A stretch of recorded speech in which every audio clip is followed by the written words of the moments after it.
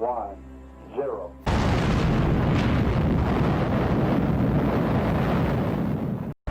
اعوذ باللہ من الشیطان الرجیم بسم اللہ الرحمن الرحیم۔ اے دانشوران شرق و غرب، عہد حاضر میں ہی نہیں قدیم عہد میں بھی فلاحی ریاست کے تصور کی اکا دکا مسالیں موجود ہیں۔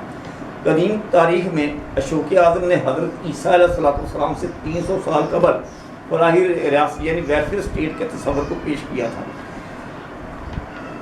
اشوک اعظم نے صرف گفتگو اور تقریروں اور بیانات کی حد تک ہی نہیں بلکہ فلاحی ریاست کے تصور کو عملی طور پر اپنی ریاستی حدود کے اندر نافذ کیا تھا۔ وہ کہا کرتا تھا کہ یہ میرے مذہب کا میرے اوپر قرض ہے جس کو ادا کرنا میری ذمہ داری ہے۔ وہ کہتا تھا کہ تمام انسان میرے بچے ہیں، آل مین آر مائی چلڈرن۔ اشوک اعظم نے جنگ اور فتوحات کو منسوخ کر دیا تھا اور اپنی ریاست کی حدود کے اندر کئی طرح کے جانوروں کے قتل، ذبیحہ اور شکار کو حرام قرار دے دیا تھا۔ وہ دنیا کو ایمان اور محبت کی بنا پر فتح کرنا چاہتا تھا۔ اشوک اعظم نے غیر ضروری قربانیوں اور گوشت کے ضیاع کو امراً منع کر دیا تھا۔ اس کی زندگی تک ہندوستان کے اندر ویلفیئر اسٹیٹ کے تصور پر من و عمل ہوتا رہا۔